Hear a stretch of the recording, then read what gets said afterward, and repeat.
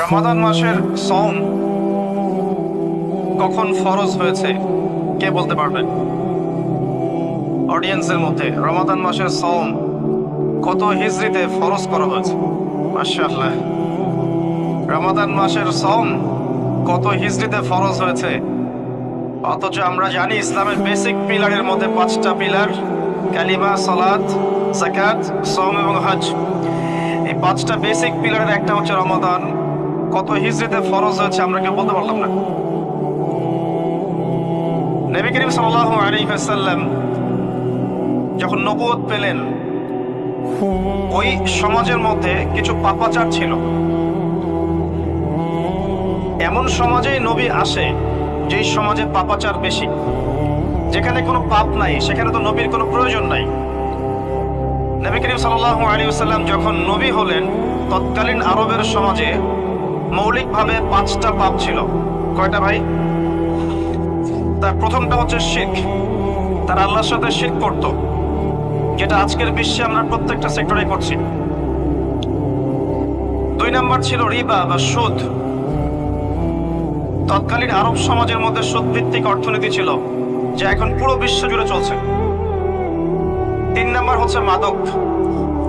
তৎকালীন আরবের অন্যতম মহামারীর নাম ছিল মাদক, যেটা বর্তমান বিশ্বেরও একটা বড় মহামারী।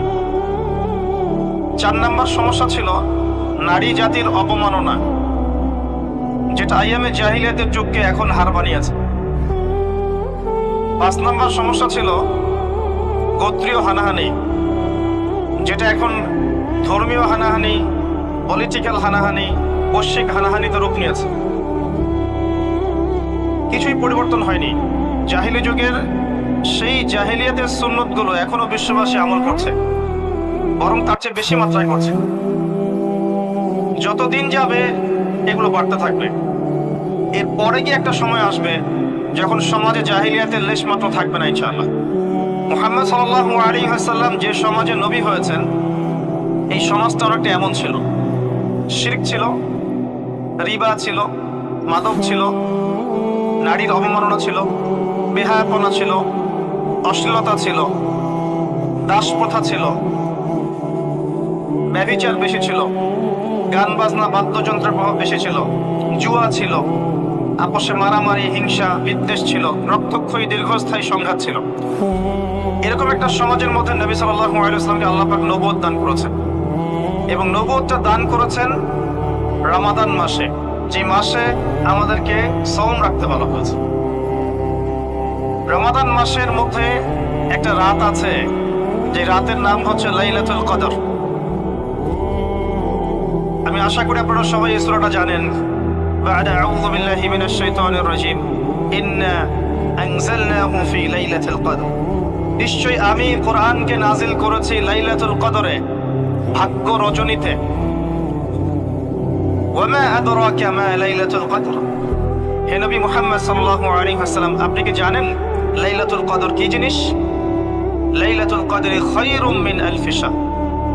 লাইলাতুল কদর হচ্ছে 1000 মাসের চাইতে উত্তম।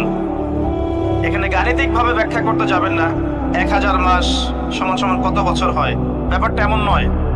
এখানে আধিক্য বোঝানো হয়েছে। 1000 মাস ইবাদত করলে যে নেকি হয়, 1 রাত ইবাদত করলে সে নেকি হয়ে যাবে ইনশাআল্লাহ।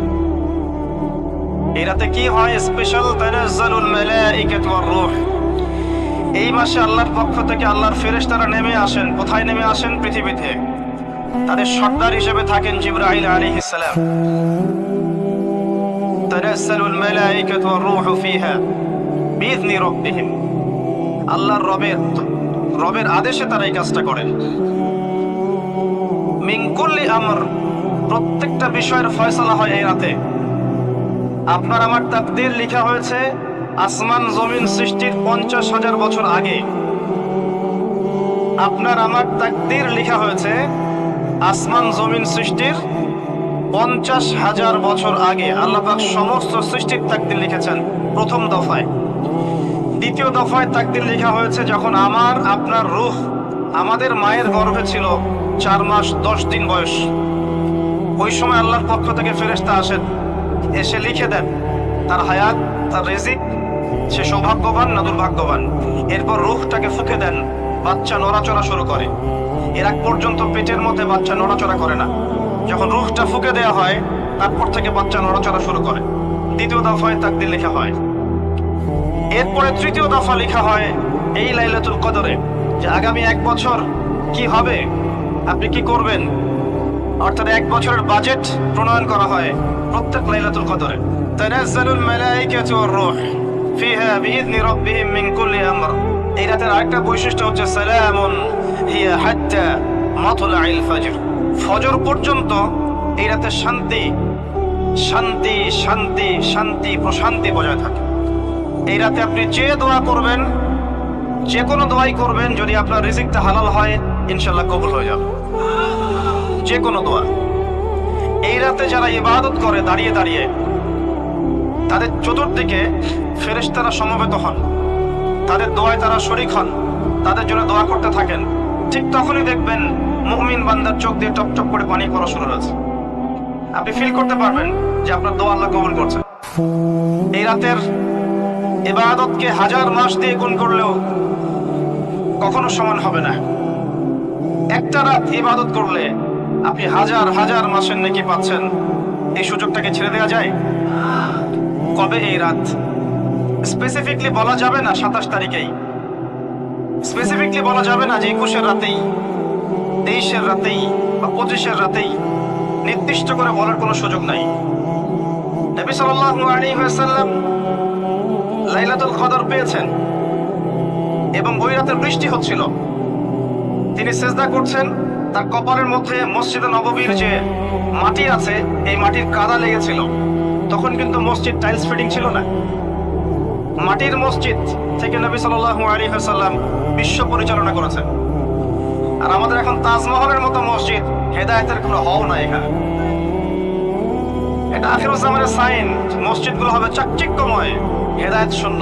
হাদিস একদম স্পষ্ট আছে, মসজিদ হবে চাকচিক্যময় কিন্তু হেদায়েত শূন্য। ইভেন দেখবেন নামাজ পড়ছে মুসল্লি, পাশে হই হুল্লো করছে। দিনের কথা আলোচনা হলে বা নামাজ পড়লে, কেউ কোরআন তেলাওয়াত করলে আদবের সাথে যে পাশে শোরগোল করতে হয় না, এটা এখন বোঝাতে হয়।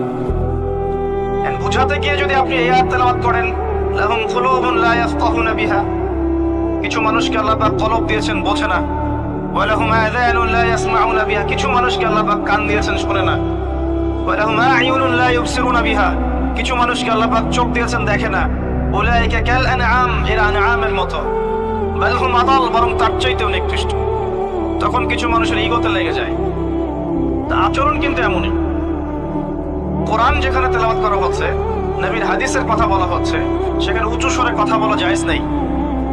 নামাজ পড়ছে একজন ব্যক্তি, সে আল্লাহর সাথে সরাসরি কথা বলছে, তার পাশে কথা বলা জায়েজ নেই। এমনকি নামাজরত ব্যক্তির পাশে কোরআন তেলাওয়াত করাও জায়েজ নেই। আমার কথা কি বুঝতে পারছেন? একজন ব্যক্তি নামাজে দাঁড়িয়েছে, আল্লাহর সাথে কথা বলছে, পাশে আপনি কোরআন তেলাওয়াত করতে পারবেন না জোরে জোরে। মনে মনে করতে হবে, করতে চাইলে মনে মনে করতে হবে। অনেক সময় মসজিদের ভিতরে দেখবেন নামাজ পড়া হচ্ছে, শোরগোল করছে। নবী সাল্লাল্লাহু আলাইহি ওয়াসাল্লাম বলেছিলেন, আখিরুজ জামানে, তিরমিজিতে আছে হাদিসটা, আখিরুজ জামানে ইসলামের নামটুকু থাকবে, ইসলামের প্রকৃত বিষয়গুলো থাকবে না। কোরআনের মাসহাফ থাকবে, যে মাসহাফ, কোরআনের মাসহাফটা থাকবে, এর শিক্ষাগুলো থাকবে না। মসজিদগুলো হবে চাকচিক্যময় কিন্তু মসজিদ হবে হেদায়েত শূন্য। আর চতুর্থ লাইনটা আরো ভয়ঙ্কর। 4 নম্বর লাইনে গিয়ে নবীজি বলেছেন সাল্লাল্লাহু আলাইহি ওয়াসাল্লাম, আসমানের নিচে জমিনের উপরে আল্লাহর সবচেয়ে নিকৃষ্ট সৃষ্টি হবেন এক শ্রেণীর আলেম, যাদের থেকে ফিতনা ছড়াবে এবং তাদের দিকেই ফিতনা ফিরে আসবে। তিরমিজির মধ্যে হাদিসটা আছে, যে কোনো আলেমকে জিজ্ঞাসা করেন এটা কোন শ্রেণীর আলেম, এটা বোঝার জন্য আপনার পিএইচডি করার দরকার নাই। যারা দিনকে দুনিয়ার বিনিময়ে বিক্রি করেছে তারাই সেই শ্রেণীর আলেম। যারা সত্য কথা বলতে ভয় পেয়েছে তারাই সেই শ্রেণীর আলেম। যারা সত্যকে মিথ্যার সাথে মিশ্রিত করেছে তারাই সেই শ্রেণীর আলেম। এবং যারা ইসলামের নামে উম্মাহকে শতদা বিভক্ত করে দিয়েছে এরাই সেই শ্রেণীর আলেম।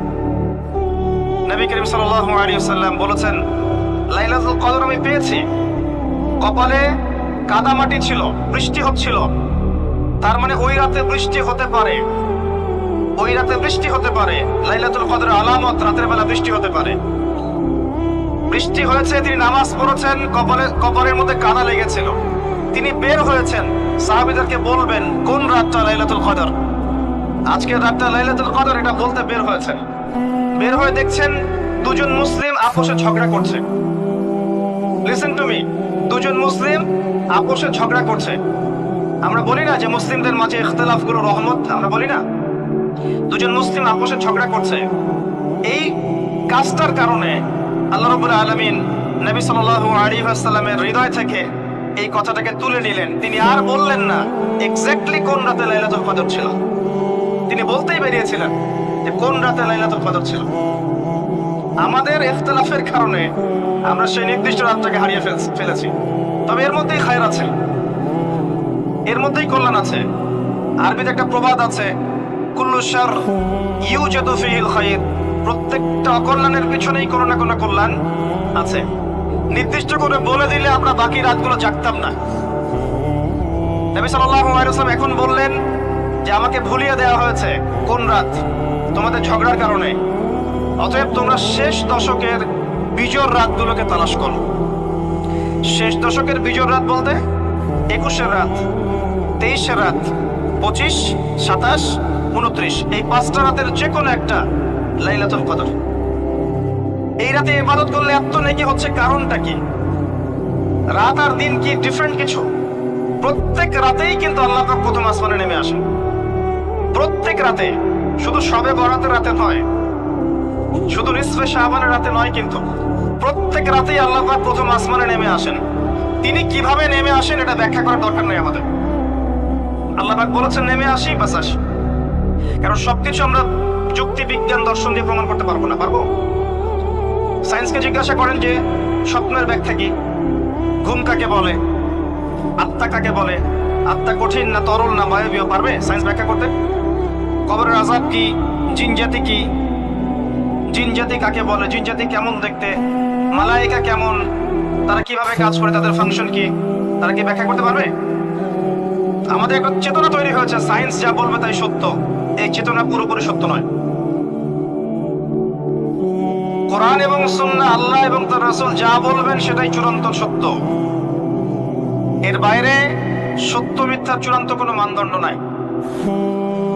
হ্যাঁ, সায়েন্সের ভিত্তি আমরাই দিয়েছি, এটা অমুসলিমরা দেয়নি, এর ভিত্তি মুসলিমরা দিয়েছে। পরবর্তীতে এরা এর উপর খসামজা করেছে। এখন সায়েন্টিফিক এবং টেকনোলজিক্যাল রেভলিউশন আসছে পশ্চিমা সভ্যতা থেকে। এই সভ্যতার ধারক বাহক ছিলাম আমরা। সভ্যতা এদের দ্বারা শুরু হয়নি, সভ্যতা নবীদের দ্বারা শুরু হয়েছে। তো সবকিছু সায়েন্স দিয়ে ব্যাখ্যা করা যাবে এমন নয়, কারণ সায়েন্সের সীমাবদ্ধতা আছে, আল্লাহর জ্ঞানের কোনো সীমাবদ্ধতা নাই।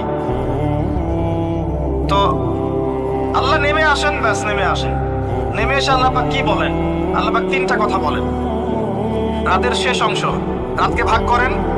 যদি 6টার সময় রাত শুরু হয়, রাত কিন্তু রাত 12টায় শুরু হয় না, সূর্য ডুবে গেলেই রাত শুরু হয়, এটা ইসলাম। এখন 6টা থেকে আপনি এই 5টা পর্যন্ত সময়টাকে 3 ভাগে ভাগ করেন। শেষের অংশ ধরে নেন যে 1টা থেকে 5টা, কথার কথা আমি এস্টিমেট করলাম। এই সময়টুকুতে আল্লাহ রাব্বুল আলামিন কাছে নেমে আসেন প্রথম আসমানে, অর্থাৎ তার রহমত নিকটবর্তী হয় এবং তিনি আহ্বান করতে থাকেন 3টা জিনিস। 1, কে আছো? আমার কাছে কিছু চাইবে, যা চাইবে আমি তাই দেব। 2, কে আছো? আমার কাছে ক্ষমা চাইবে, আমি তোমাকে মাফ করে দেব। 3, কে আছো? কে আছো আমাকে ডাকবে, আমি তোমার ডাকে সাড়া দেব। মানে এই সময় আপনি যা চাইবেন, ইনশাআল্লাহ আপনার আকীদায় যদি শিরক না থাকে, আমলে যদি বিদআত না থাকে এবং আপনার রিজিক যদি হালাল হয়, ইনশাআল্লাহ তাআলা আপনার দোয়া কবুল করা হবে। আল্লাহ পাক প্রত্যেক রাতেই নেমে আসেন। তাহলে লাইলাতুল কদরকে এত স্পেসিফিকলি ইম্পর্টেন্স দেওয়ার কারণ কি? একটাই কারণ, মনে রাখবেন, লাইলাতুল কদরকে মর্যাদামণ্ডিত করার এবং রমাদান মাসকে শ্রেষ্ঠ মাস মর্যাদামণ্ডিত করার একটা কারণ, only one reason behind it, সেটা হচ্ছে এই মাসে এবং এই রাতে আল কোরআন নাজিল হয়েছে। কথা কি বুঝতে পারছেন? কোরআন নাজিলের কারণেই এই মাসটা মহামান্বিত, কোরআন নাজিলের কারণেই এই রাতটা সম্মানিত। ইন্না আনজালনাহু ফি লাইলাতুল কদর নবী করিম সাল্লাল্লাহু আলাইহি ওয়াসাল্লাম যখন এই জাহিলি যুগে বাস করছেন, এই লাইলাতুল কদরে রমাদান মাসে আল্লাহ পাক কোরআন নাজিল করলেন। কি জন্য নাজিল করলেন? কারণ এই সমাজটাকে পরিবর্তন করার জন্য, সমাজের জাহিলিয়াতগুলোকে দূর করার জন্য নবী করিম সাল্লাল্লাহু আলাইহি ওয়াসাল্লাম প্রচন্ড ফিকির করতেন। কি করা যায়, কি করলে মানুষগুলো শিরক ছেড়ে দিবে, কি করলে সুদ বন্ধ হবে, কি করলে মাদক থেকে মানুষ দূরে থাকবে, কি করলে নারীর সম্মান বৃদ্ধি পাবে। তিনি ভাবতেন কিভাবে গোত্রীয় হানাহানি বন্ধ করা যায়, তিনি এগুলো ভাবতে থাকতেন। হেরা গুহায় বসে তিনি এগুলো ভাবতেন কি করা যায়। যুবক বয়সে তিনি হিলফুল ফুজুর তৈরি করেছেন এগুলো সমস্যা দূর করার জন্য, কিন্তু পরিপূর্ণরূপে সফল হয়েছেন বলতে পারি না আমরা, কারণ তখন ওহী আসেনি। এই ভাবতে ভাবতে ভাবতে ভাবতে একদিন এক রাতে তার কাছে আল্লাহর পক্ষ থেকে কোরআন নাজিল হলো। সূরা আলাকের প্রথম 5টা আয়াত, বিসমিল্লাহির রহমানির রহিম, ইকরা বিসমি রাব্বিকাল্লাযী খালাক। পড়ুন আপনার রবের নামে যিনি আপনাকে সৃষ্টি করেছেন। খালাকাল ইনসানা মিন আলাক, যিনি মানুষকে সৃষ্টি করেছেন জমাট বাঁধা রক্তপিণ্ড থেকে। আমরা সবাই জমাট বাঁধা রক্তপিণ্ড ছিলাম মায়ের পেটে। আজকে আমরা আল্লাহদ্রোহী হয়েছি, কিন্তু আমরা পেটের মধ্যে এতটুকু জমাট বাঁধা রক্তপিণ্ড ছিলাম। সূরা ইয়াসিনের মধ্যে আল্লাহ পাক এই কথাটা বলেছেন, তোমাদেরকে তো নুতফা থেকে সৃষ্টি করেছি। ফাইদা হুয়া খাসিমুম মুবিন, যখন সে বড় হয়েছে সুস্পষ্টভাবে আল্লাহর বিরুদ্ধাচরণ করছে। আমরা যদি না থাকি এই পৃথিবীতে, আল্লাহর দ্বীনের কোনো ক্ষতি হবে? এই পৃথিবীর আবর্তন থেমে যাবে? আমাদের বউ বাচ্চা কাচ্চা, বাবা মা, স্ত্রী সন্তান, এরা কি না খেয়ে মারা যাবে? মনে করেন আমরা এখন সবাই মরে গেছি, কথার কথা বলছি, নাউজুবিল্লাহ। আমাদের পরিবারগুলো কি থেমে যাবে? আত্মীয় স্বজন থেমে যাবে? আমাদের সমাজ থেমে থাকবে? কেউ থেমে থাকবে না। মাঝখান থেকে আমরা আমাদের জীবনের সময়টা হারিয়ে ফেললাম। অতএব আমরা আল্লাহর জন্য বাঁচি, আল্লাহর দ্বীনের জন্য। এখন দ্বীনের ক্ষতি যারাই করবে তাদের বিরুদ্ধেই সোচ্চার হতে হবে। আল্লাহ পাক বোঝার তৌফিক দান করুন। আমি যে কথা বলছিলাম, কোরআন নাজিল হয়েছে লাইলাতুল কদরে। এখন এই কদরের রাতকে ইবাদতের জন্য খাস করে নিতে হবে। শেষের দশক এবং বিজোড় রাত 21, 23, 25, 27, 29। বলছিলাম রমাদান মাস এবং লাইলাতুল কদরকে সম্মানিত করা হয়েছে একটা কারণেই, কারণ এই মাসে এই রাতে আল কোরআন নাজিল করা হয়েছে। এটাই কারণ। কোরআন কখন নাজিল হলো? যখন সমাজে সুদ আছে, মদ আছে, জেনা আছে, ব্যভিচার আছে, শিরক আছে, এরকম সমাজে। প্রথম কি নাজিল হলো? পড়ো। প্রথমে নাজিল হয়নি শিরক করো না, প্রথমে নাজিল হয়নি যে সুদ খেও না, প্রথম আয়াত এটা ছিল না জেনা করো না, প্রথম আয়াত এটাও ছিল না মূর্তি পূজা করো না। হ্যাঁ, প্রথম আয়াত কি?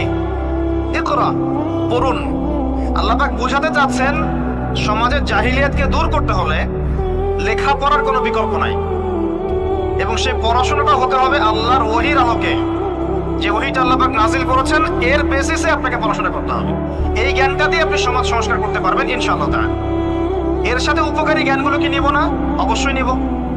ওহীর জ্ঞানের সাথে, কোরআন সুন্নাহর জ্ঞানের সাথে আমি ইতিহাসের জ্ঞান নিব, আমি পলিটিক্যাল সায়েন্সের জ্ঞান নিব, আমি দর্শনের জ্ঞান নিব, জিওপলিটিক্সের জ্ঞান নিব, প্রয়োজন আমি সায়েন্সের জ্ঞান নিব, আমি কমার্সের জ্ঞান নিব, আর্টসের জ্ঞান নিব, মেডিকেল সায়েন্স পড়বো, ইঞ্জিনিয়ারিং পড়বো, সবই পড়বো। কিন্তু বেসিকটা কি হবে? কোরআন, সুন্নাহ, ইসলাম। এরপর আপনি ডাক্তার হন, ইঞ্জিনিয়ার হন, পলিটিশিয়ান হন, সামাজিক নেতা হন, প্রশাসনের ক্যাডার হন, আপনার জন্য মোবারকবাদ। আপনি যেখানেই যাবেন সেখানেই বরকত ছড়াবেন ইনশাআল্লাহ। যে পলিটিশিয়ানের ভিতরে তাকওয়া আছে তার দ্বারা দুর্নীতি সম্ভব না। যে প্রশাসনের কর্মকর্তার ভিতরে তাকওয়া আছে সে ঘুষ নিতে পারবে না, দুর্নীতি করতে পারবে না। যে আলেমের ভিতরে তাকওয়া আছে সে দিনকে দুনিয়ার বিনিময়ে বিক্রি করবে না। যে ডক্টরের ভিতরে তাকওয়া আছে সে ডাক্তার হবে, কসাই হবে না। যে ইঞ্জিনিয়ারের ভিতরে তাকওয়া আছে সে দেখবেন সত্যিকারের প্রকৌশলী হবে, সে কিন্তু চোর হবে না। ভিতরটা চেঞ্জ করতে হবে, ভিতরটা, এর নাম তাকওয়া। ভিতরটা চেঞ্জ করবে একটা জিনিস, আল্লাহর ওহী, কোরআন এবং সুন্নাহ, ইসলাম। এটা আপনার ভিতরকে পরিবর্তন করবে। আর আমরা অনেক বড় বড় কথা বলি অনেক সময়, কিন্তু মূল কাজটা হচ্ছে ভিতরটা পরিবর্তন করা। আমাদের সবার সাথে যার যার কলব যাবে, যার যার আমল যাবে। আল্লাহ পাক আমাকে কলার চেপে ধরে বলবেন না যে বাংলাদেশে ইসলামী খেলাফত কায়েম করে আসো নাই কেন, এটা আল্লাহ পাক আমাকে বলবেন না। আল্লাহ পাক বলবেন তোমাকে যে দায়িত্ব দিয়েছিলাম ওই দায়িত্ব ঠিকঠাক মতো পালন করেছো কিনা, আল্লাহ পাক এটা বলবেন না। বেসিকে আসেন, নিজের আত্মশুদ্ধি, এটা বেসিক। আলাইকুম আনফুসাকুম, নিজের নফসের খবর নাও, নিজের নফসটাকে পবিত্র করো। নিজের নফসের মধ্যে হিংসা ত্যাগ করো, বিদ্বেষ ত্যাগ করো, অহংকার ত্যাগ করো, রিয়া ত্যাগ করো, দুনিয়ার মোহ ত্যাগ করো। নিজের নফসের মধ্যে বেশি বেশি পরকালের ফিকির আনো, জিকির করো বেশি বেশি, কোরআন বেশি বেশি তেলাওয়াত করো, হালাল খাও, আদর্শ পরিবার গঠন করো, তাওহীদে থাকো, সুন্নতে থাকো, ইনশাআল্লাহ হাসতে হাসতে জান্নাতে চলে যাবেন। একটা হাদিস আমি পড়েছি ফয়জুল কালাম বইয়ের মধ্যে, গতকালকে মাহফিলে বলেছিলাম, আপনাদেরকে বলছি। মাদ্রাসায় পড়ানো ক্লাসিক্যাল একটা বই ফয়জুল কালাম, সবাই কিনতে পারেন, হাদিসের বই, চমৎকার কিছু হাদিস আছে। এখানে একটা হাদিস আছে আমাদের জন্য সুসংবাদ। নবী সাল্লাল্লাহু আলাইহি ওয়াসাল্লাম বলছেন, হে সাহাবীরা, তোমরা এমন একটা যুগের মধ্যে বাস করছো যেই যুগে কেউ যদি ইসলামের 10% ছেড়ে দেয় সে ধ্বংস হয়ে যাবে। সাহাবীদেরকে বলছেন, তোমরা এমন একটা যুগে বাস করছো, এই যুগে ইসলামের 1/10 কেউ ছেড়ে দিলে সে ধ্বংস হয়ে যাবে। কিন্তু তোমাদের পরে এমন একটা যুগ আসবে যেই যুগে মানুষ যদি 1/10 ধরে রাখতে পারে, 10% ধরে রাখতে পারে, তাহলেই নাজাত পেয়ে যাবে ইনশাআল্লাহ। আমরা সেই যুগে আছি না? আমাদের চতুর্দিকে ফিতনা নয় কি? আপনার ঘরে ফিতনা, সমাজে ফিতনা, ইকোনমিক্সে ফিতনা, রাষ্ট্রে ফিতনা, বিশ্বে ফিতনা, ধর্মে ফিতনা, সবখানেই ফিতনা, ফাসাদ।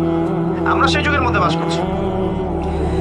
আসুন, আল্লাহ পাক কোরআন নাজিল করলেন, প্রথমে পড়তে বললেন।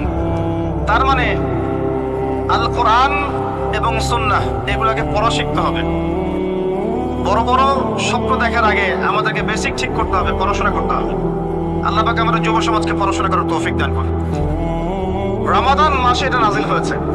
আল্লাহ পাক সূরা বাকারায় বলছেন, শাহরু রমাদানাল্লাযী উনজিলা ফীহিল কুরআন। রমাদান সেই মাস যেই মাসে কোরআন নাজিল করা হয়েছে। কি জন্য নাজিল করা হয়েছে? হুদাল লিন-নাস। এই কোরআন হচ্ছে মানব জাতির জন্য হেদায়েত, নট অনলি ফর মুসলিমস। এটা শুধু মুসলিমসদের জন্য হেদায়েত নয়, হুদাল লিন-নাস, পুরো মানব জাতির জন্য হেদায়েত।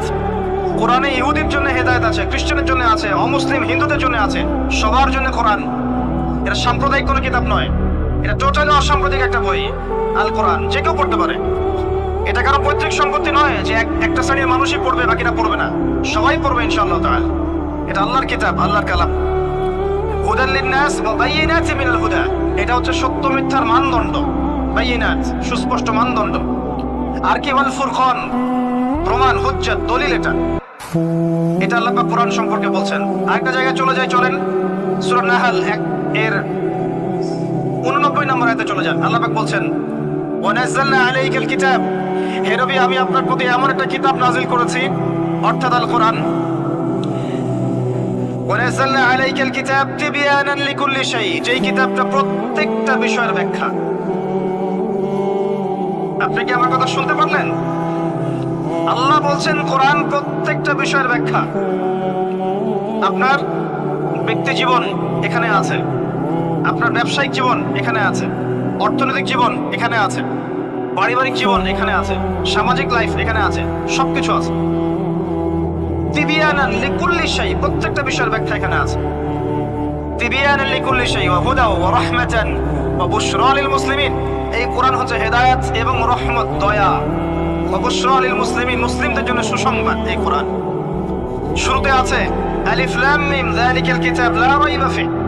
এটা এমন একটা কিতাব যে কিতাবের মধ্যে কোনো সন্দেহ নাই। কোন লেখক বলতে পারে আমার বইয়ের মধ্যে কোনো সন্দেহ নাই? সন্দেহের কোনো অবকাশই নাই। লা রাইবা ফি হুদাল লিল মুত্তাকিন, মুত্তাকিদের জন্য এটা হেদায়েত। মুত্তাকি কারা?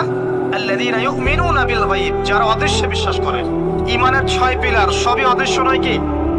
আল্লাহ অদৃশ্য, ফেরেশতা অদৃশ্য, আসমানে আগের কিতাবগুলো দেখি নাই, অদৃশ্য। নবী রাসূলগণ দেখি নাই, অদৃশ্য। পরকাল, ওয়াল ইয়াউমিল আখির, ওয়াল ইয়াউমিল আখির দেখি নাই, অদৃশ্য। ওয়াল কদরি খায়রিহি ওয়া শাররিহি, তাকদীর অদৃশ্য। আল্লাযীনা ইউমিনুনা বিল গায়বি, মুত্তাকি তারা যারা গায়েবে বিশ্বাস করে, অদৃশ্যে বিশ্বাস করে। আর এখনকার শিক্ষা দর্শন আমাদেরকে শেখায়, পশ্চিমাদের, চোখে যা দেখবো না বিশ্বাস করবো না। হ্যাঁ, তাদের দর্শন এরকম, যুক্তি দিয়ে প্রমাণ করতে পারবেন না, বিশ্বাস করবো না। বৈজ্ঞানিক ব্যাখ্যা দিতে পারবেন না, বিশ্বাস করবো না। সায়েন্টিফিক্যালি প্রুভড হতে হবে, তারপর বিশ্বাস করবো। অনেক সময় দেখা যায় মুসলিমরাও এর গলদ ধাঁধায় পড়ে যায় এবং বলে নামাজের উপকারিতার সায়েন্টিফিক ব্যাখ্যা বলেন, তারপর নামাজ পড়বেন। নামাজের সায়েন্টিফিক ব্যাখ্যা লাগবে, তারপর নামাজ পড়বেন। আল্লাহ পাক বলেছেন, ইয ক্বালা লাহু রাব্বুহু আসলিম ক্বালা আসলামতু লিরাব্বিল আলামিন। আল্লাহ পাক ইব্রাহিমকে বলেছেন আলাইহিস সালাম আত্মসমর্পণ করো, যখনই বলেছেন তখনই করেছেন। যখনই আল্লাহ পাক বলেছেন আত্মসমর্পণ করো, তিনি বলেছেন আসলামতু লিরাব্বিল আলামিন, আমি আত্মসমর্পণ করলাম। বাচ্চাকে জবাই করো, জিজ্ঞেস করেননি এর পিছনে বিজ্ঞান কি, যুক্তি কি আর দর্শন কি। স্ত্রীকে রেখে আসো ওই জনমানব শূন্য জায়গায়, জিজ্ঞেস করেন নাই কারণ কি, রিজন কি, যুক্তি কি, বিজ্ঞান কি, দর্শন কি। আল্লাহ বলেছেন সামিআনা ওয়া আতা'না, এর নাম ইসলাম। আল্লাহর আদেশ যেখানে এসে যাবে এখানে যুক্তি বিজ্ঞান দর্শনের প্রয়োজন নাই। এই কনসেপ্টে আপনাকে মৌলবাদী হতেই হচ্ছে, কিছু করার নাই। কারণ মৌলিক বিষয় আপনাকে মেনে চলতে হবে। হ্যাঁ, প্রত্যেকটা বিষয়কে আপনি ব্যাখ্যা করতে পারবেন যদি সেই জ্ঞান আপনার কাছে থাকে, কিন্তু যুক্তি বিজ্ঞান দর্শনের সীমাবদ্ধতা আছে, সবকিছু ব্যাখ্যা করতে পারে না। ভালো করে শিক্ষা দর্শন হজম করে তারপর পড়াশোনা করেন, অন্যথায় আপনারা দাড়ি টুপি নিয়েও অনেক সময় দেখবেন এই যে এটা কি বলে এথিজমের দিকে যাচ্ছেন, নাস্তিকতার দিকে যাচ্ছেন। আসেন মূল জায়গায় আসি। আল্লাহ রাব্বুল আলামিন কোরআন সম্পর্কে কথা বলছেন, লা রাইবা ফি, এর মধ্যে কোনো সন্দেহ নাই। একই সূরার মধ্যে আল্লাহ পাক বলছেন যে ওয়া ইন কুনতুম ফি রাইবিন মিম্মা নাযালনা আলা আবদিনা ফাতু বিসূরাতিন মিন মিসলি, তোমরা যদি এই কিতাব নিয়ে সন্দেহ করে থাকো যে এই কিতাব আল্লাহর পক্ষ থেকে এসেছে নাকি অন্য কারো পক্ষ থেকে এসেছে, তোমরা যদি এই কিতাব সম্পর্কে সন্দেহ পোষণ করো যেটা কি আল্লাহর পক্ষ থেকে এসেছে না অন্য কারো পক্ষ থেকে এসেছে, তাহলে এর মতো কিছু আয়াত নিয়ে এসে দেখাও, একটা সূরা রচনা করে দেখাও। ওয়াদউ শুহাদাকুম মিন দুনিল্লাহি ইন কুনতুম সাদিকিন, তোমাদের যত সাক্ষী আছে, সহকর্মী আছে, তোমাদের সাপোর্ট দেওয়ার মতো যারা যারা আছে সবাইকে ডেকে নিয়ে আসো, এনে এই কোরআনের মতো একটা সূরা রচনা করে দেখো যদি সন্দেহ পোষণ করে থাকো। আল্লাহ এর পরে বলছেন ওয়া ইল্লাম তাফআলু, তোমরা যদি এটা করতে না পারো, ওয়ালান তাফআলু, কোশ্চেন কালেও পারবে না। তোমরা যদি এটা করতে না পারো, মানে একটা সূরা রচনা করতে না পারো, এরকম কোন কিতাব রচনা করতে না পারো, একটা আয়াতও রচনা করতে না পারো, তাহলে জেনে রাখো ফাত্তাকুন নার আল্লাতী ওয়াকুদুহা আন-নাস ওয়াল হিজারা, সেই আগুনকে ভয় করো যার ইন্ধন হবে মানুষ এবং পাথর। উইদ্দাত লিল কাফিরিন, যা কাফেরদের জন্য প্রস্তুত করা হয়েছে। আল্লাহ পাক এই কোরআনটা নাযিল করেছেন কোন মাসে ভাই? রমাদান মাসে। আসেন প্রথমে বলে নেই আমরা রমাদানকে কিভাবে পালন করার চেষ্টা করব, এরপরে আসছি রমাদানকে কেমন করে কোরআনময় করবেন। এই দুটো পয়েন্ট। এক নাম্বার, হতে পারে এই রমাদান আপনার জীবনের শেষ রমাদান। কয়েকটা কাজ আমি বলি। প্রথম কাজ হচ্ছে নিয়াত করতে হবে যে এই রমাদানটাতে আমি আমার সমস্ত গুনাহ মাফ করানোর চেষ্টা করব। কারণ নবী সাল্লাল্লাহু আলাইহি ওয়াসাল্লাম বলেছেন সেই ব্যক্তির জন্য ধ্বংস যে ব্যক্তি রমজান মাসকে পেয়েছে কিন্তু তার গুনাহ মাফ করাতে পারেনি। কে জানে এটা আমাদের শেষ রমাদান হতে পারে? আল্লাহ না করুক, আমরা দোয়া করি আল্লাহ পাক আমাদেরকে বেশি বেশি রমাদান দান করুক, বেশি বেশি লাইলাতুল কদর দান করুক। প্রথম শুরু হচ্ছে আপনি মাসের বাজার আগে করে ফেলবেন। আমি একটু প্র্যাকটিক্যাল কথা বলবো আর কি। আপনি রমাদান মাসের বাজার এই শাবান মাসে করে ফেলার চেষ্টা করেন, পারলে ঈদের শপিংটাও করে ফেলার চেষ্টা করেন। রমজান মাসে বেশি বাইরে যাবেন এবং টাকা পয়সা নিয়ে গিয়ে যে স্ত্রী সন্তানের হাতে দিয়ে দিবেন না, যাও বাইরে গিয়ে মার্কেটিং করে আসো, এই ভুলটা করতে যান। নিজে পরিবেশ নষ্ট করবে, রোজার যে আধ্যাত্মিকত্ব নষ্ট হবে, আরো হাজারটা যুবকের চোখের জানা করা প্রয়োজন নাই। আপনি পরিবারের কর্তা, লিস্ট করে ফেলেন, আপনাকে আল্লাহ পাক যতটুকু সামর্থ্য দিয়েছেন মূল মূল জিনিসগুলো কিনে রেখে দেন, আর বাকি টুকটাক বাজার আপনি করবেন। আর যখন বাজারে যাবেন একটা দোয়া পড়বেন, আপনি 10 লক্ষ নেকি পাবেন ইনশাআল্লাহ। কত লক্ষ? 10 লক্ষ। দোয়াটা শিখাচ্ছি। দোয়াটা হচ্ছে লা ইলাহা ইল্লাল্লাহ ওয়াহদাহু লা শারীকা লাহ লাহুল মুলক ওয়া লাহুল হামদ ইউহয়ী ওয়া ইউমীত ওয়া হুয়া হাইয়ুন লা ইয়ামুত বিয়াদিহিল খায়রু কুল্লুহু ওয়া হুয়া আলা কুল্লি শাইইন কাদির। একবার পড়লে 10 লক্ষ নেকি পাবেন বাজারে গিয়ে। কেন পাবেন? কারণ বাজার সবচেয়ে নিকৃষ্ট জায়গা, যেখানে গেলে মানুষ আল্লাহকে স্মরণ করে না। সেখানে গিয়ে আপনি আল্লাহকে স্মরণ করেছেন, এই জন্য আল্লাহ পাক নেকি দিবেন ইনশাআল্লাহ। আসেন, এটা করার পর ঈদের যে শপিংটার কথা বলছি, এটা এই কারণে বলছি, লাস্টের দশকে আমরা ঈদের শপিং এ বেশি ব্যস্ত থাকি, এতে করে লাইলাতুল কদরটা আমরা হারিয়ে ফেলি। লাস্টের দশক আমরা হয় ইতিকাফ করব, নাহলে বাসায় নামাজ পড়বো, পরিবার বর্গকে নিয়ে রাত জাগবো। মারা যাবে ইনশাআল্লাহ। তারাবির নামাজ তো পড়বোই ইনশাআল্লাহ জামাতে। এবং আপনি 20 পড়েন আর 8 পড়েন, আপনি নামাজের কোয়ালিটিটাকে ভালো করার চেষ্টা করেন, নামাজের কোয়ালিটিটাকে বেস্ট করেন, ধীরে ধীরে তেলাওয়াত করেন, ধীরে ধীরে রুকু সেজদা করেন, নামাজটাকে এনজয় করেন, সময় নিয়ে টাইম নিয়ে 2 ঘন্টা সময় লাগুক 3 ঘন্টা সময় লাগুক এনজয় করে নামাজ পড়েন। আল্লাহ পাক তৌফিক দান করুন। এরপর শেষ রাতে আবার ওঠেন, পরিবার বর্গকে নিয়ে নামাজে দাঁড়ান, একসাথে জামাত করে নামাজ পড়েন, পরিবারে নফল নামাজ পড়েন, বাসায় বরকত হবে ইনশাআল্লাহ। রাত জাগেন, বেশি বেশি দোয়া করেন, একটু তেলাওয়াত করেন, একটু জিকির করেন, তাসবিহ তাহলিল করেন, রাতটা কাটিয়ে দেন। শেষের দশকে মার্কেটে ঈদের শপিং করতে যায় না। ঈদের খুশি আছে, ঈদের আনন্দ আছে, ঈদে ভালো পোশাক পরবো, সব ঠিক আছে। এই খুশি কাদের জন্য? قد أفلح من تزكى وذكر اسم ربه فصلى। কার জন্য ঈদের খুশি? যে ব্যক্তি রমজান মাসে আত্মশুদ্ধি অর্জন করতে পেরেছে, রোজা রেখেছে, যাকাত দিয়েছে, নামাজ পড়েছে, লাইলাতুল কদরের রাত জেগেছে, তারাবি পড়েছে, ইত্যাদি ইত্যাদি। এই ব্যক্তি আত্মশুদ্ধি অর্জন করেছে, এই ব্যক্তির জন্য ঈদের খুশি। যে রমজান মাসে সিনেমা দেখেছে, সিনেমা শুটিং করেছে, পর্নোগ্রাফি দেখেছে, সুদ খেয়েছে, শিরিক করেছে, বেদাত করেছে, হারাম খেয়েছে, এর জন্য ঈদের খুশি। মানুষকে ঠকিয়েছে, ব্যবসায় মাল কম দিয়েছে, পণ্য মজুত করেছে, ইচ্ছা করে দ্রব্যের দাম বাড়িয়েছে, সরকারকে বিব্রত করেছে, জনগণকে দুর্ভিক্ষের দিকে ঠেলে দিয়েছে, এদের জন্য ঈদের খুশি? কখনো না। ঈদের খুশি তাদের জন্য যারা আত্মশুদ্ধি অর্জন করতে পেরেছে। আল্লাহ পাক বোঝার তৌফিক দান করুন, আমিন। এটা প্রথম টিপস দিলাম আপনাকে। এবার আসেন, আপনি রমাদানে প্ল্যান করবেন যে আপনার জীবনে বড় বড় পাপগুলো কি কি হয়েছে। এই পাপগুলো যদি মানুষের সাথে জড়িত হয়ে থাকে, আপনি মানুষের সাথে গিয়ে গিয়ে ক্ষমা নিয়ে নেবেন। কারো টাকা নিয়েছেন, দেন নাই, দিয়ে দিবেন। কারো সম্পত্তি পায়, দেন নাই, দিয়ে দিবেন। কারো হকটা নষ্ট করেছেন, গালি দিয়েছেন, গীবত করেছেন বা তহমত দিয়েছেন, অপমান করে ইত্যাদি, ক্ষমা চেয়ে নেবেন। রমাদান মাসে মানুষের হকটা দিয়ে দেন। আল্লাহর কাছে জড়িত যে পাপগুলো আছে, এটার জন্য ইস্তেগফার যথেষ্ট। খালি যদি বলেন আস্তাগফিরুল্লাহাল্লাযী লা ইলাহা ইল্লা হুয়াল হাইয়ুল কাইয়্যুম ওয়া আতুবু ইলাইহি, 1 সেকেন্ডের মধ্যে আল্লাহ পাক আপনার সমস্ত পাপকে নেকি দিয়ে পরিবর্তন করে দিবেন সব। এবার প্র্যাকটিক্যালি যাবেন, সেহরি করবেন। সাহরির মধ্যে বারাকা আছে। সাহরি না, উচিত না, সাহরির মধ্যে বারাকা আছে। একটা খেজুর হোক, 1 গ্লাস পানি হোক, আপনি সাহরি করবেন, এর মধ্যে বারাকা আছে। এবং সাহরির সময় এমন ভাবে খাবেন না যে এটা আপনার জীবনের শেষ খাওয়া। কথা বুঝতে পারছেন? এত বেশি আইটেম করতে চায় না, এত বেশি ভোগবিলাসী হয়ে গেলে রোজার আধ্যাত্মিকত্ব থাকবে না। সেহরিতে অল্প খান, যদি খেতে হয় পেটের 3 ভাগের 1 ভাগ খান, 1 ভাগ ফাঁকা রাখেন, 1 ভাগ আপনি পানি দিয়ে পূর্ণ করেন। এখনকার কিছু তথাকথিত আশেকে রসুলের মতো হতে যায় না, যাদের ভুঁড়ির জ্বালায় চেয়ারে বসতে পারে না, এই কাজ করতে যায় না। এটা মুসলিমদের স্বভাব হয় না। আমরা পরিশ্রমী জাতি, কর্মঠ জাতি, আমাদের এসব স্বভাব হয় না। এটাও শেষ জামান হাদিসে আছে।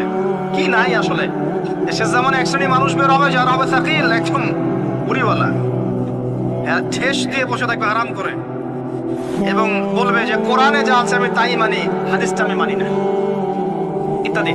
আসেন, সাহরির পরে রোজা রেখেছেন, 5 ওয়াক্ত নামাজ জামাতে পড়ার চেষ্টা করেন। খুব সিম্পল জিনিস, খুব বেশি কিছু দরকার নেই আমাদের। 5 ওয়াক্ত নামাজ আপনি জামাতে পড়ার চেষ্টা করেন। বাসার থেকে ওযু করে বের হবেন, প্রত্যেক পদক্ষেপ হাঁটবেন, আপনার একটা স্টেপে একটা করে গুনাহ মাফ হবে, একটা নেকি লেখা হবে, মর্যাদা বাড়িয়ে দেওয়া হবে। একে 10 দিয়ে গুণ করা হবে, রমজান মাসে আরো 70 দিয়ে গুণ করা হবে ইনশাআল্লাহ। ফজরের নামাজটা জামাতে পড়লেন, নামাজটা জামাতে পড়ার পর আপনি বসে থাকবেন, কিছু সময় জিকির আজকার তাসবিহ তাহলিল করবেন। পারলে 1 পারা করে কোরআন তেলাওয়াত করবেন। রমাদান মাসে প্রত্যেক দিন 1 পারা করে কোরআন তেলাওয়াত করার চেষ্টা করবেন। 30 দিন 30 পারা, রমাদানে অ্যাটলিস্ট একটা খতম করা যাবে, অ্যাটলিস্ট একটা খতম চেষ্টা করা যায় না ইনশাআল্লাহ। ফজরের নামাজ হয়ে গেছে, আপনি কোরআন তেলাওয়াত করেন। 1 পারা পড়তে সময় লাগবে আধা ঘন্টা, 40 মিনিট, কারো 1 ঘন্টা। এরপর সূর্য উঠে যাবে, উঠে গেলে পরে আপনি 2 রাকাত ইশরাকের নামাজ পড়বেন, নামাজটা পড়ে বাসায় যাবেন। আল্লাহর নবী বলছেন সাল্লাল্লাহু আলাইহি ওয়াসাল্লাম, আপনার আমলনামায় একটা কবুল হজ, একটা কবুল উমরার নেকি লেখা হবে ইনশাআল্লাহ। এবার রেস্ট করেন, বাসায় গিয়ে রেস্ট করেন। যখন ঘুমাবেন তখন ঘুমের সুন্নাহগুলো আদায় করেন, সূরা ফালাক নাস ইখলাস পড়েন, ফু দেন, দিয়ে গা মাসাহ করেন, আয়াতুল কুরসি পড়ে ঘুমান, ঘুমের দোয়া পড়ে ঘুমান, ঘুমটাও নেকি হবে ইনশাআল্লাহ।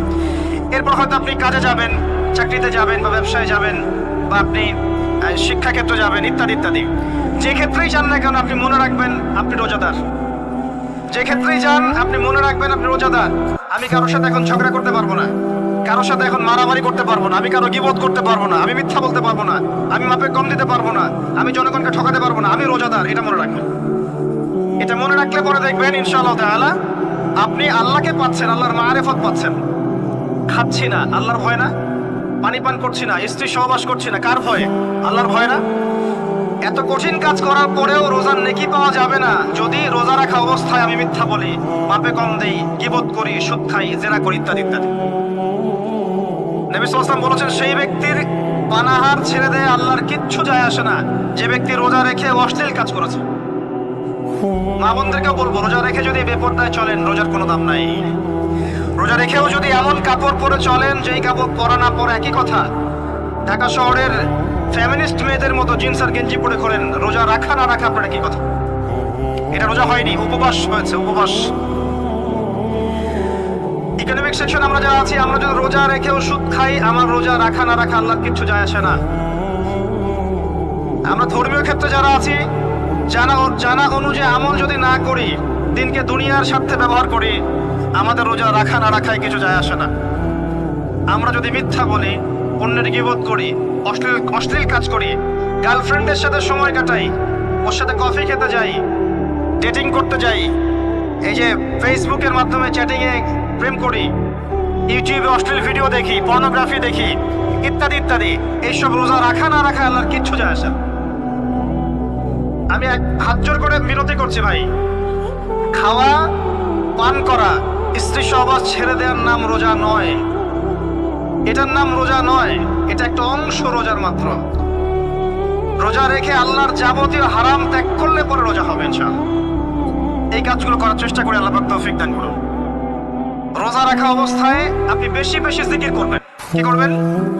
সুবহানাল্লাহ পড়বেন, আলহামদুলিল্লাহ পড়বেন, আল্লাহু আকবার পড়বেন, লা ইলাহা ইল্লাল্লাহ পড়বেন, লা হাওলা ওয়ালা কুওয়াতা ইল্লা বিল্লাহ পড়বেন, পড়বেন হাসবি আল্লাহ ওয়া নি'মাল ওয়াকিল, সুবহানাল্লাহি ওয়া বিহামদিহি, সুবহানাল্লাহিল আযীম, সুবহানাল্লাহিল আযীম ওয়া বিহামদিহি, পড়বেন আস্তাগফিরুল্লাহ ওয়া আতুবু ইলাইহি, আস্তাগফিরুল্লাহ ওয়া আতুবু ইলাইহি, পড়বেন লা ইলাহা ইল্লাল্লাহ ওয়াহদাহু লা শারীকা লাহু লাহুল মুলকু ওয়া লাহুল হামদু ওয়া হুয়া আলা কুল্লি শাইইন কাদির। পারা যাবে না ইনশাআল্লাহ?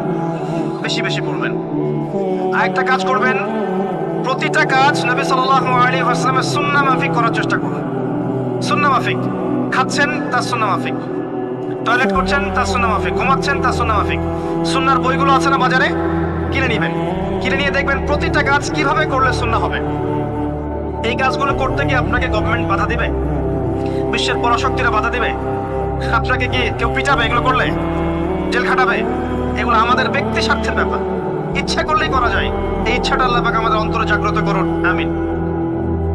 একটা কাজের কথা বলবো, নরমালি আমরা ফরজগুলোতে বেশি ফোকাস করি, ফরজ ওয়াজিবে। রমজান মাসের সুন্নত মুস্তাহাবে ফোকাস করতে হবে। রমাদানে একটা নফল আপনাকে ফরজের নেকি দিয়ে দিবে ইনশাআল্লাহ, রমাদান একটা সুন্নাহ আপনাকে ফরজের নেকি দিবে ইনশাআল্লাহ। রমজান মাসে শুধু ফরজ নয়, একটু সুন্নাহ সালাতগুলো, নফল সালাতগুলো একটু বেশি বেশি পড়ার চেষ্টা করি, আল্লাহ পাক তৌফিক দান।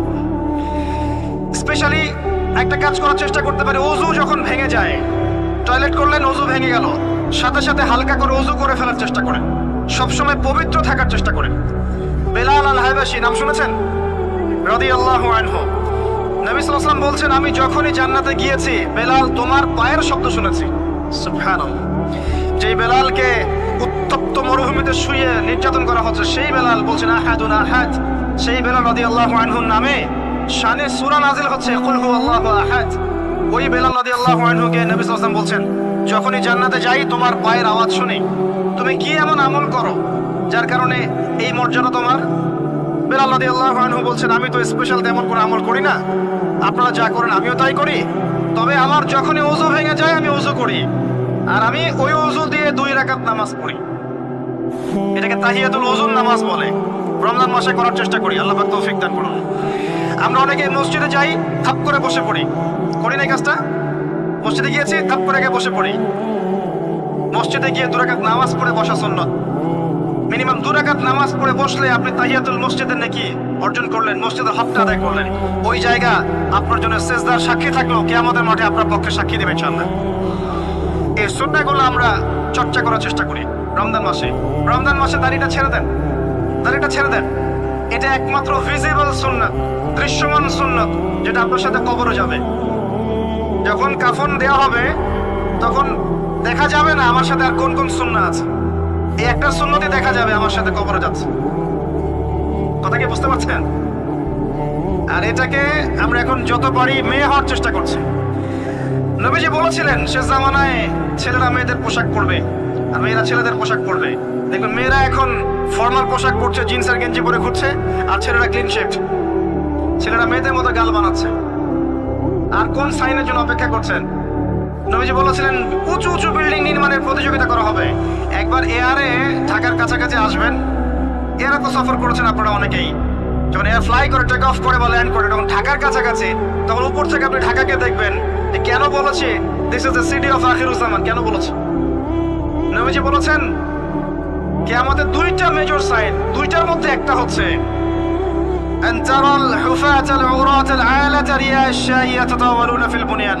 যখন সমাজের দরিদ্র শ্রেণীর মানুষেরা, যাদের পায়ে স্যান্ডেল ছিল না, গায়ে কাপড় ছিল না, এরা উঁচু উঁচু বিল্ডিং নির্মাণের প্রতিযোগিতা করতে থাকবে, তখন কিয়ামতের অপেক্ষা করতে থাকবে। আজকে থেকে 100 বছর আগে ছিল এগুলা? 200 বছর আগে ছিল? সুবহানাল্লাহ। আর কোন সাইনের জন্য অপেক্ষা করছেন? তিনি বলেছেন শেষ জামানায় women will dressed but still they will be naked. মহিলারা কাপড় পরবে, তারপরেও তারা নগ্ন থাকবে। আপনি ঢাকার শপিং মলে যান, আপনি দেখেন। আর কোন সাইনের জন্য অপেক্ষা করছেন? শুধু ঢাকা কেন, গ্রামগঞ্জে ছড়িয়ে পড়েছে এগুলো। এখন গ্রামেও ছড়িয়ে পড়েছে। গ্রামে আরো বেশি দেখা গেছে মাশাআল্লাহ। গ্রামে গিয়ে আমরা হতভাগ। সুবহানাল্লাহ। গ্রামের মেয়েগুলা, গ্রামের মেয়ে ঢাকা শহরের মেয়েকে পার করে ফেলেছে। বাদ দেন, ওদিকে না যাই, ডিফারেন্ট টপিক। আমরা রমাদান মাসের সুন্নাহগুলো আমল করার চেষ্টা করি। তাহিয়াতুল মসজিদ আমল করার চেষ্টা করেন, তাহিয়াতুল ওযু আমল করার চেষ্টা করেন, বেশি বেশি জিকির করেন। এবার আসেন রমাদানে যাকাত হিসাব করবেন। যাকাত, আপনার যাকাত হিসাব করেন, কত টাকা যাকাত এসেছে। যাকাতের নিসাব জানেন তো? হ্যাঁ, 7.5 ভরি স্বর্ণ। রৌপ্য কত? 52.5 তোলা। আপনার এই চাষাবাদের ওসর আসে, ব্যবসায়িক পণ্য থাকলে, সঞ্চিত সম্পদ থাকলে সবকিছু হিসাব করে মুফতি সাহেব আছেন, কওমি মাদ্রাসার আলেমদের কাছে যাবেন, যাকাতের ক্যালকুলেশন করে নেবেন যে আমার এত টাকা যাকাত এসেছে। এভাবে যাকাতটা রমজান মাসে দিয়ে দেওয়ার চেষ্টা করেন। যাকাত যদি আমরা না দেই, একটা শাস্তি শুনে রাখেন। আল্লাহ পাক এই সম্পদগুলোকে একত্রিত করে গলাবেন, গলিয়ে কপালে, গালে আর এই যে পিঠে লেপটে দিবেন, পরে নাউজুবিল্লাহ। এবং এটাকে সাপের আকৃতি ধারণ করবে। সাপ গলায় পেঁচানো থাকবে, কপালে দংশন করতে থাকবে, বলবে আমি তোমার মাল 7 ভাগ করো, আমি তোমার মাল 7 ভাগ করো। কবরেটা হবে, আমরা চোখে না দেখলেও এটা সত্য। নবীজি দেখে এসেছে মেরাজের রাতে এগুলা। এরপরে যাকাতের একটা সুবিধা আছে, এটা আমরা বোঝাতে পারি না। যাকাত ইসলামিক ইকোনমিক্স এর বেস। যাকাত ধনীর সম্পদে গরিবের হক। যে গরিবের কাছে টাকা পয়সা নাই, আপনার টাকা ওর হাতে চলে যাবে, ও খেয়ে পরে বাঁচতে পারবে, এটাই যাকাত। বুঝতে পারছি? যাকাতটা না দেন, ও আস্তে আস্তে আস্তে আস্তে আরো দরিদ্র হতে থাকবে। এর উপর আবার সুদ আছে, আবার পেপার মানিও আছে। যাকাতগুলো দিয়ে দেন, আল্লাহর ওয়াস্তে যাকাত দিয়ে দেন। অনেক মুসলিম আছে আমরা নামাজ পড়ে যাকাত দেই না। অনেক মুসলিম আছে যাকাত দেয় না, নামাজ পড়ে। যাকাত অস্বীকারীদের বিরুদ্ধে আবু বকর সিদ্দিক রাদিয়াল্লাহু আনহু যুদ্ধ করেছিলেন। এজ এ আমির, রাষ্ট্রের পক্ষ থেকে যুদ্ধ করেছিলেন।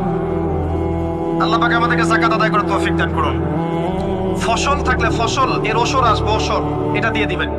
সেচের পানিতে হলে এক হিসাব, আর আপনার বৃষ্টির পানিতে হলে এক হিসাব। রমজান মাসে বেশি বেশি দান সাদাকা করবেন, বেশি বেশি মানুষকে দান সাদাকা করেন।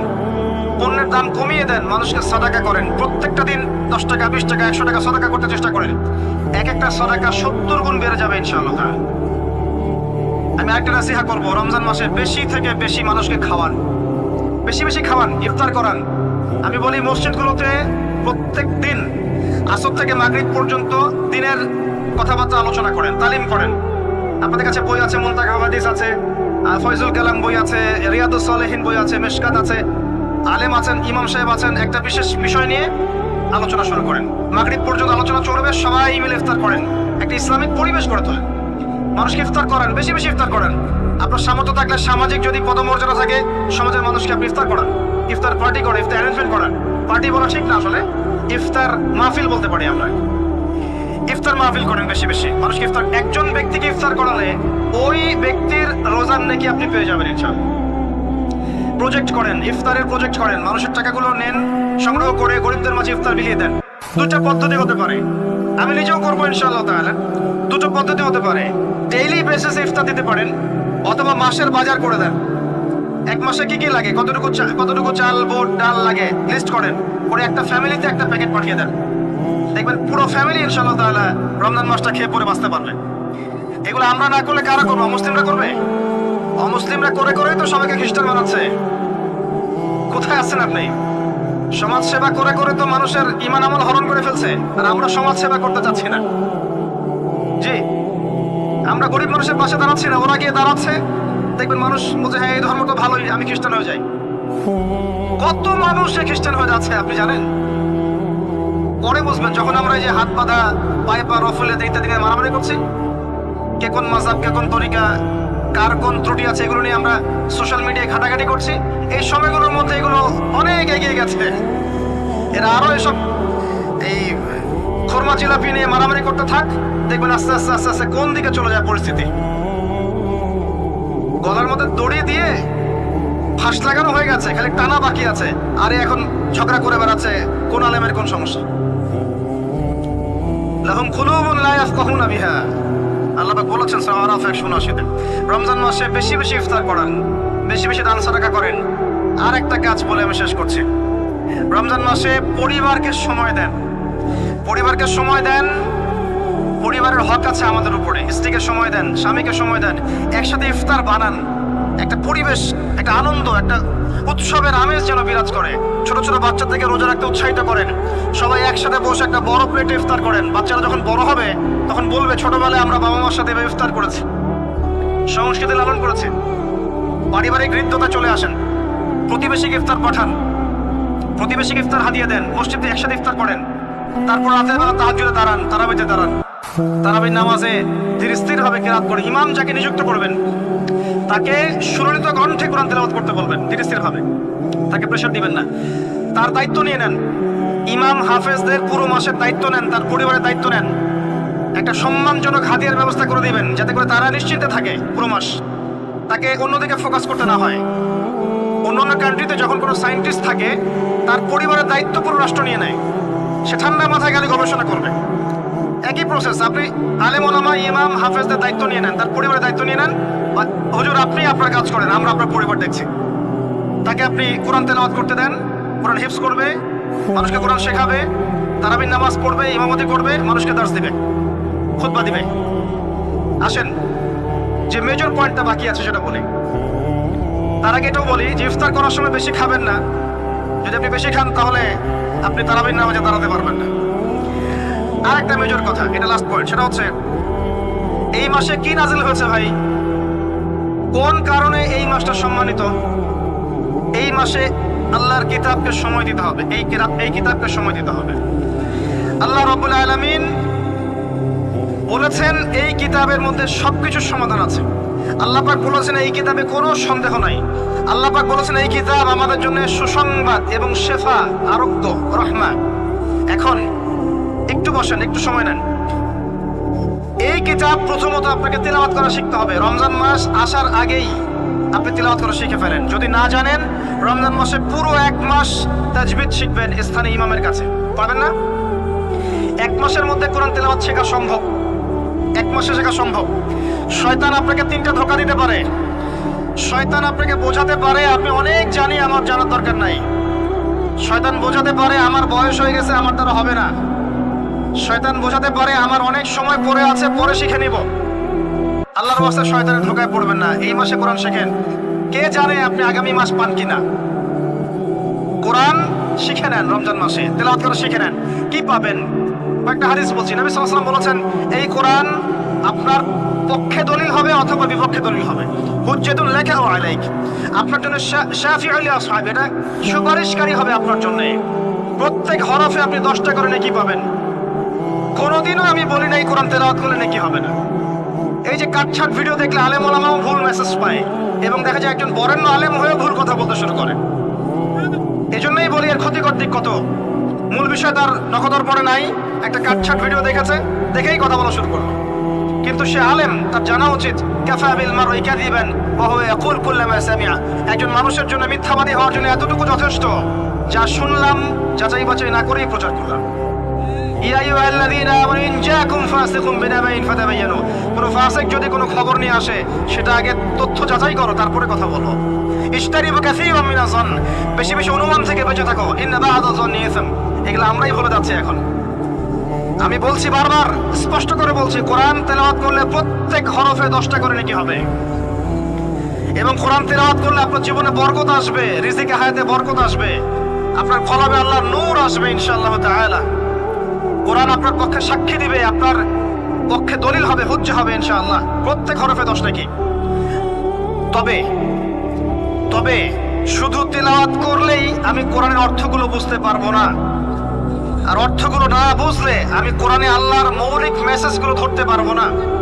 ধরতে না পারলে সেই মেসেজগুলোর উপর আমল করতে পারবো না।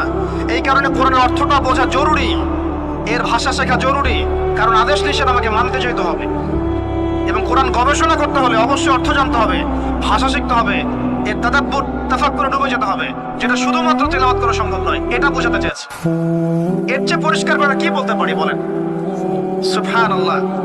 আল্লাহ পাক আমাদেরকে বোধশক্তি দান করুন।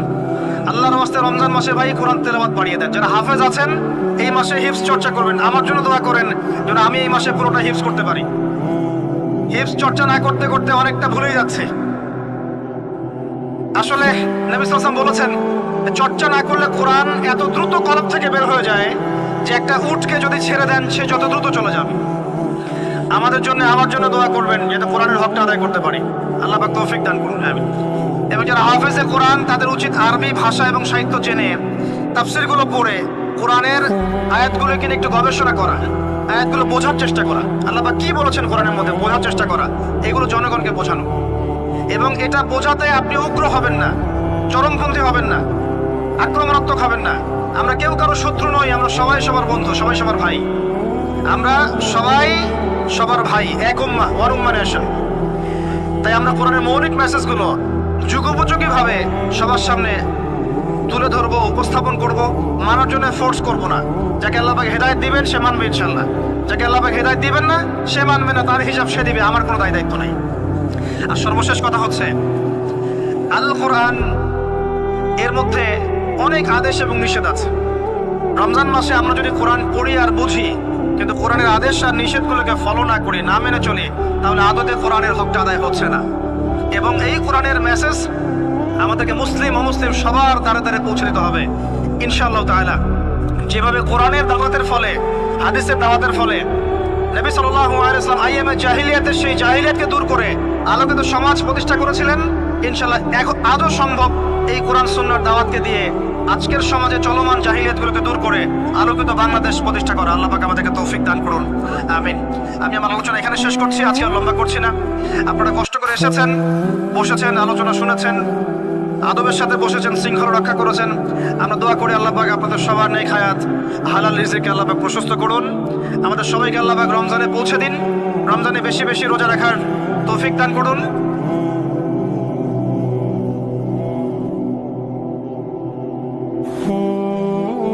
আমাদের সামনে দরজায় কড়া নাড়ছে পবিত্র মাহে রমাদান। রমাদান সংক্রান্ত অনেক আলোচনা আপনারা হয়তো শুনেছেন, তবে আমি আমার জায়গা থেকে রমাদান এবং কোরআন এই টপিকে আজকে কথা বলার চেষ্টা করবো ইনশাআল্লাহ তাআলা। ওয়া মা তাওফীকি ইল্লা বিল্লাহ আলাইহি তাওয়াক্কালতু ওয়া ইলাইহি উনীব। আমরা আল্লাহর কাছে দোয়া করছি আল্লাহ পাক বক্তা এবং শ্রোতা সবাইকে শুনে বুঝে আমল করার তৌফিক দান করুন। আমিন।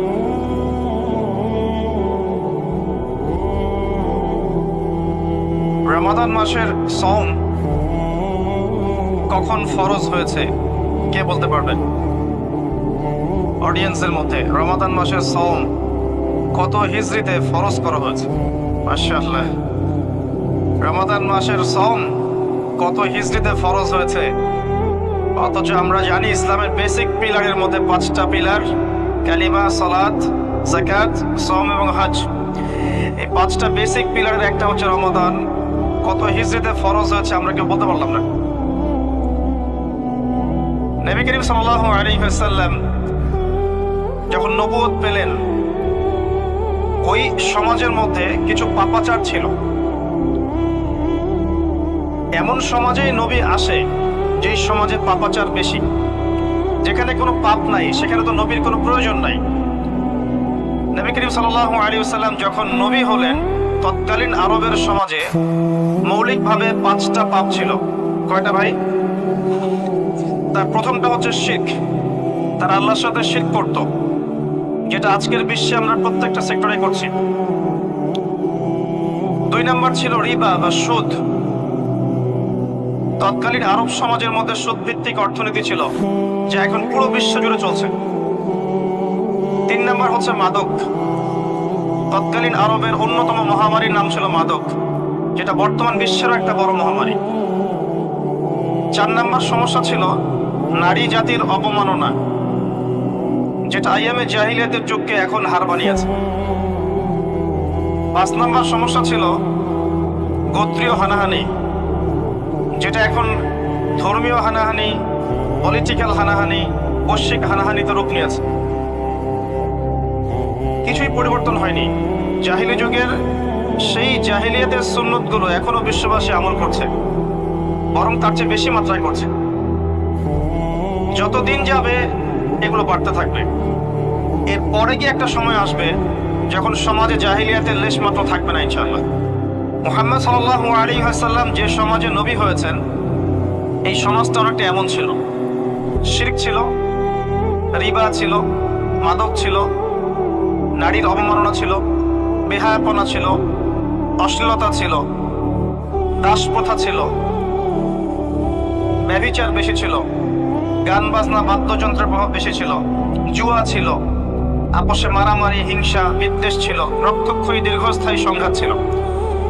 এরকম একটা সমাজের মধ্যে নবী সাল্লাল্লাহু আলাইহি ওয়াসাল্লামকে আল্লাহ পাক নবুয়ত দান করেছেন, এবং নবুয়তটা দান করেছেন রমাদান মাসে, যে মাসে আমাদেরকে সওম রাখতে বলা হয়েছে। রমাদান মাসের মধ্যে একটা রাত আছে, যে রাতের নাম হচ্ছে লাইলাতুল কদর।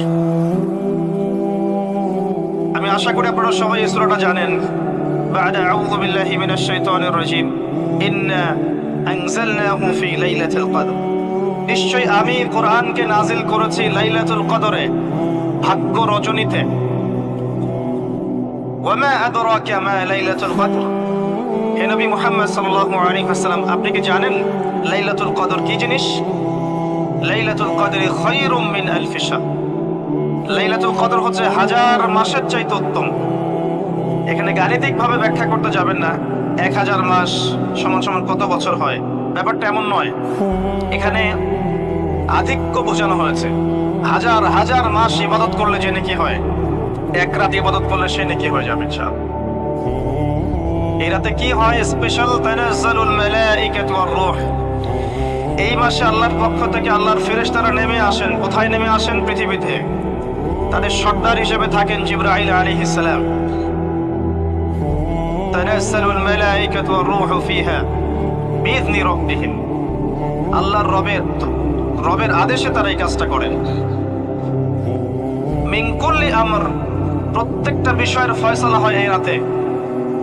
আপনার আমার তাকদীর লেখা হয়েছে আসমান জমিন সৃষ্টির 50,000 বছর আগে। আপনার আমার তাকদীর লেখা হয়েছে আসমান জমিন সৃষ্টির 50,000 বছর আগে। আল্লাহ পাক সমস্ত সৃষ্টির তাকদীর লিখেছেন প্রথম দফায়। দ্বিতীয় দফায় তাকদীর লেখা হয়েছে যখন আমার আপনার রূহ আমাদের মায়ের গর্ভে ছিল 4 মাস 10 দিন বয়স। ওই সময় আল্লাহর পক্ষ থেকে ফেরেশতা আসেন, এসে লিখে দেন তার হায়াত, তার রিজিক, সে সৌভাগ্যবান না দুর্ভাগ্যবান। এরপর রূহটাকে ফুঁকে দেন, বাচ্চা নড়াচড়া শুরু করে। এর আগ পর্যন্ত পেটের মধ্যে বাচ্চা নড়াচড়া করে না। যখন রূহটা ফুঁকে দেওয়া হয়, তারপর থেকে বাচ্চা নড়াচড়া শুরু করে। দ্বিতীয় দফায় তাকদীর লেখা হয়। এরপরে তৃতীয় দফা লেখা হয় এই লাইলাতুল কদরে, যে আগামী 1 বছর কি হবে, আপনি কি করবেন। অর্থাৎ 1 বছরের বাজেট প্রণয়ন করা হয় প্রত্যেক লাইলাতুল কদরে। তানাজ্জালুল মালাইকাতু ওয়ার রূহ ফিহা বিইذনি রাব্বিহিম মিন কুল্লি আমর। এই রাতের আরেকটা বৈশিষ্ট্য হচ্ছে সালামুন হিয়া হাত্তা মাতলাইল ফজর। ফজর পর্যন্ত এই রাতে শান্তি, শান্তি শান্তি শান্তি প্রশান্তি বজায় থাকে। এই রাতে আপনি যে দোয়া করবেন, যে কোনো দোয়াই করবেন, যদি আপনার রিজিকটা হালাল হয় ইনশাআল্লাহ কবুল হয়ে যাবে। যে কোনো দোয়া। এই রাতে যারা ইবাদত করে দাঁড়িয়ে দাঁড়িয়ে, তাদের চতুর্দিকে ফেরেশতারা সমবেত হন, তাদের দোয়ায় তারা শরীক হন, তাদের জন্য দোয়া করতে থাকেন। ঠিক তখনই দেখবেন মুমিন বান্দার চোখ দিয়ে টপ টপ করে পানি পড়া শুরু হয়েছে।